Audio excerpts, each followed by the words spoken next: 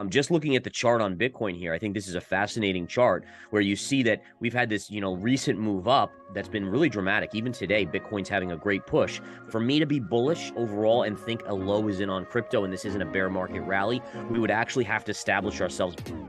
Bitcoin is exploding, and to get answers, today I sit down with veteran trader Gareth Soloway, and I confront him about what the hell is happening with crypto.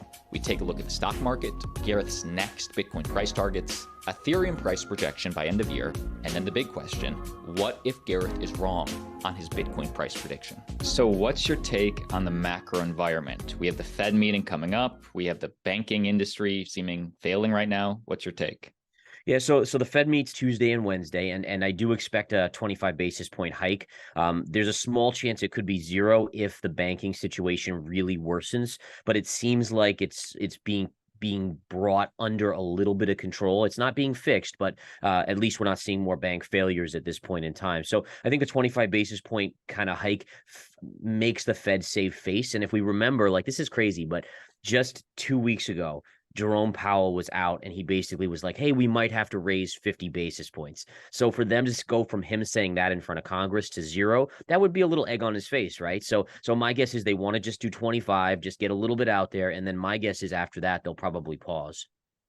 Let's jump right into the stock market. Primarily, they have been going together, that in the crypto market, maybe not so much in the last week, but what should investors be looking for?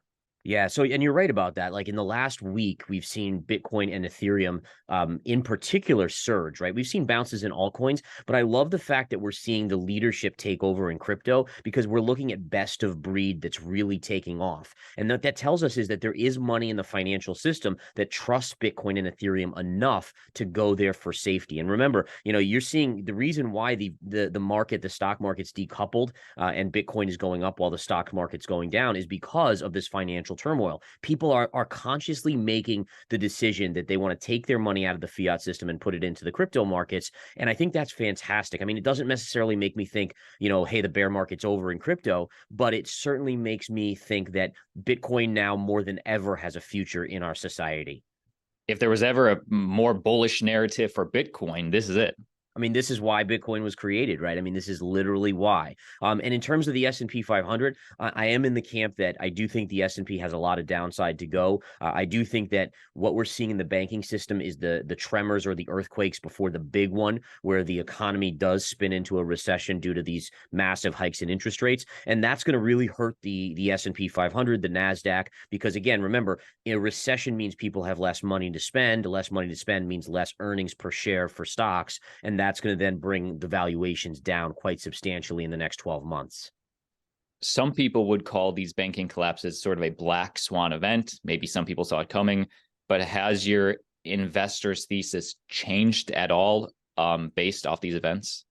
No, I mean, I've been a bear since the beginning of 2022, based on the fact that anytime you hike rates, and this is the kicker, and I learned this in the 2008, 2009 financial crisis, I even learned this in the dot-com crisis, is that when you hike rates this substantially, this quickly, you're going to break things, right? Things can't, you have conditioned, essentially the Fed conditioned us as investors to think that they would always be there to bail us out, and they would never give us tough love. Well, they're giving us tough love, and it's causing a breakdown in the system. So I do think that, again, you're in this situation where you have to continue to think that we're headed towards recession, and then that recession will usher in downside, at least in the stock market. I still think it'll bleed into crypto a little bit and bring about potentially lower lows in crypto. But again, lower lows for me is just a buying opportunity at this point. So I'll show you the S&P 500 here. So this is the S&P. We were just talking about it. And the S&P 500, basically, you could see that you had this wedge pattern. We had a lot of sideways chop. We've now broken below that lower trend line. And that creates a situation where we probably do ultimately start the bigger move down over the next month or so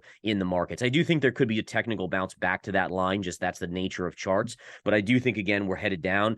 Here's your October of 2022 low. That'll be technical support at 3,500. And then we're probably testing this 3375 level, which was your pre-COVID high on the S&P 500. So overall, I think by end of year, we could be down 20+% on the S&P from where we currently are, which would take us quite a bit lower, really close to 3,300, 3,000 on the S&P 500. And what gives us that pivot? What takes us out of there? Obviously, we'll go down because less spending, less money in the market. What's going to change 12 months from now? Yeah, so I do think things are going to get so bad that the Fed will be forced to kind of pivot at some point. So, pausing rates is fine. I mean, that's nice to see. It kind of takes the stress off of us having to worry about how high they're going to go. But if you keep rates at 5%, let's say that's still high rates for the overall market and the overall economy. So it's going to be where the Fed has to really come to the rescue. And I don't think they do it in 2023, but in 2024, my guess is unemployment spikes to a level. It's not, everyone thinks it's going to be, oh, well, when inflation gets under 2% or back to 2%. I don't think it's going under 2% for like 5 years. So I think you're going to have elevated inflation, let's say at 3%. The Fed is going to hold back. They're going to say, hey, listen, we don't want to create a monster here of inflation roaring back, so let's not cut rates. Eventually the unemployment gets so high, let's say 7-8%, that they're going to be forced to come out and cut rates. And that then triggers the next buy rally in the markets. Now, something that Bitcoin has, the stock market doesn't. We have the halving next year. That's going to cut that supply faucet in half. Is there is that anything to think about, for investors? I mean, historically it has, right? Historically, it's been kind of the beginnings of the next bull cycle, if you will. And I do think that there's a possibility of that. I do worry that, again, because we're in this uncharted territory of Bitcoin, not having the support of the Fed with printing, that it could be an issue. But then again, as I said, maybe in 2024, the Fed does come to the rescue, and then that all kind of coincides. Just looking at the chart on Bitcoin here, I think this is a fascinating chart where you see that we've had this, recent move up that's been really dramatic. Even today, Bitcoin's having a great push. But if we look at it, it's actually in a parallel channel. And you can see up here, and then a couple days ago we hammered on the 26,000 level. Today we pierced that level a little bit, and we're still kind of stuck in this sideways channel of price action. So at least over the next, let's say 1, 2, 3 weeks, this channel is what I'm following very closely. Can we get above? Can we stay above? If we can't and we kind of hover here, I would start expecting the Bitcoin price action to come back in. I also wonder if, let's say the banking crisis does slow down and we do see some stability.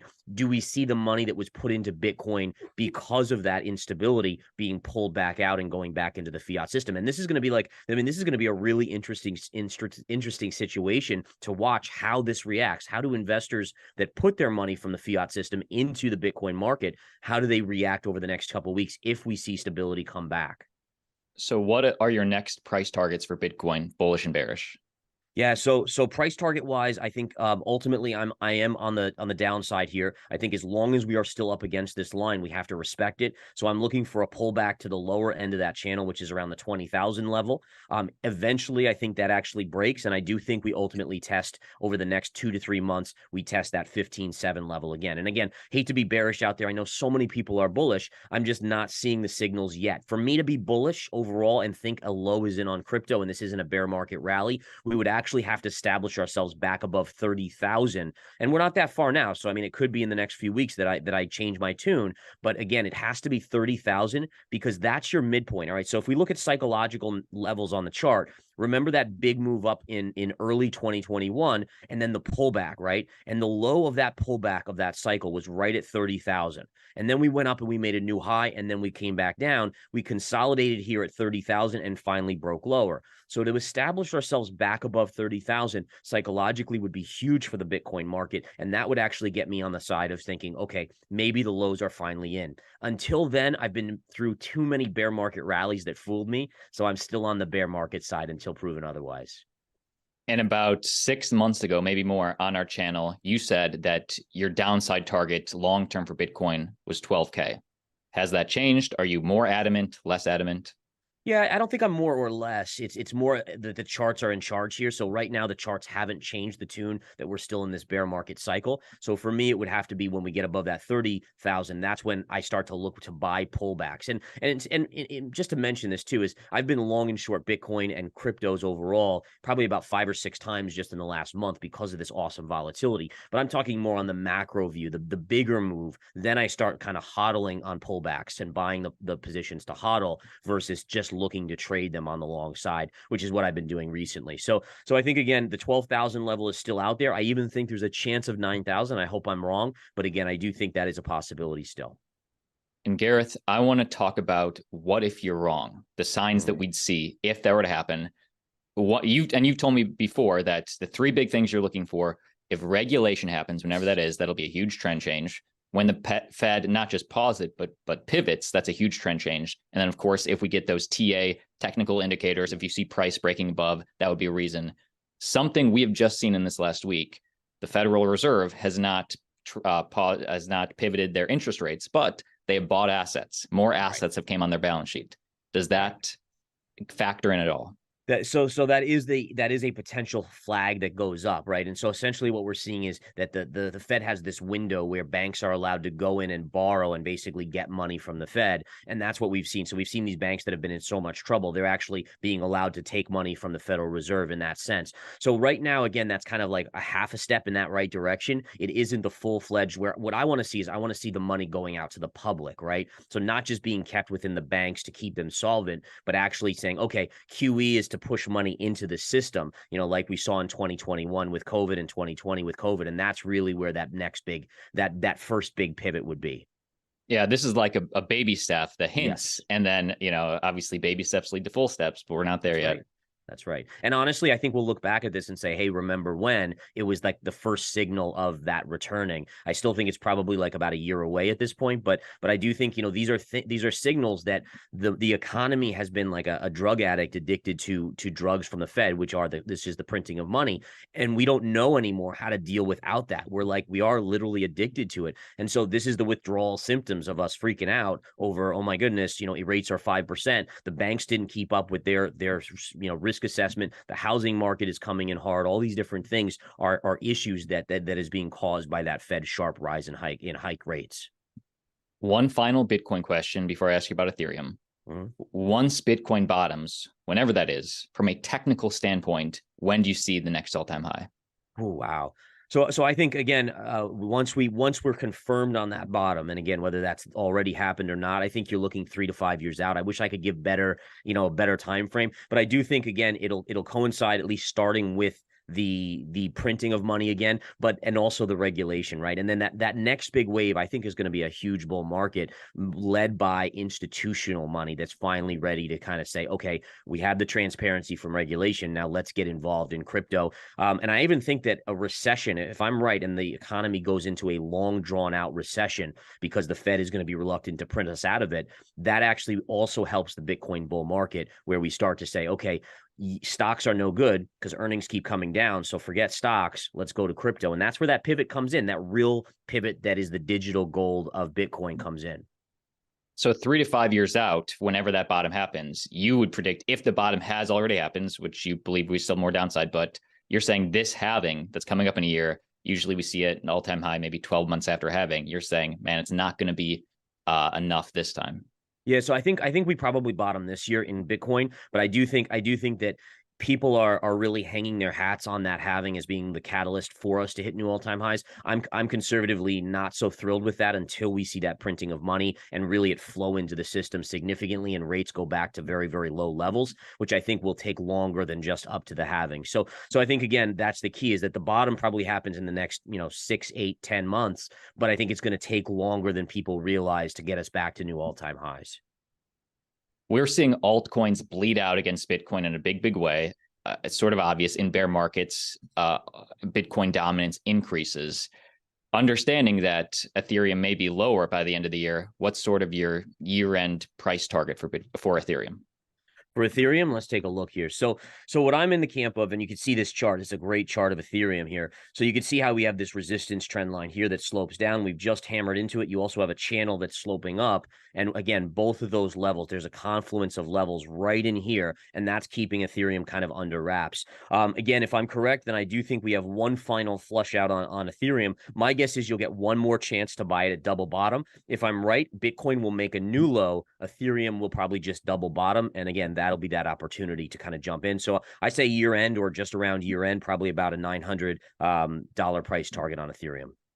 Gareth, I would love to have you back in about 4-6 weeks, revisit these charts. I love when you come on. I'm titling this video, Confronting Gareth Soloway on Bitcoin and Ethereum, but I want you to know that's for prime engagement, and it's because we talked about the bearish and the bullish. Final thoughts for the Altcoin Daily Army. Altcoin Daily Army is awesome. You guys are awesome. I really respect what you guys are doing and educating people. I think it's so important. And again, I would just say that is like, everyone out there, just take that 1 or 2 minutes a day to kind of learn a little bit more. Education and knowledge is the most important thing when it comes to making money in cryptocurrency. And again, just learning about it, thinking about what the levels are, what needs to happen regulatory wise, the Federal Reserve. And in fact, I think you guys are doing that. You're educating people out. So keep doing what you're doing. I really do appreciate it. And I think everyone else does as well.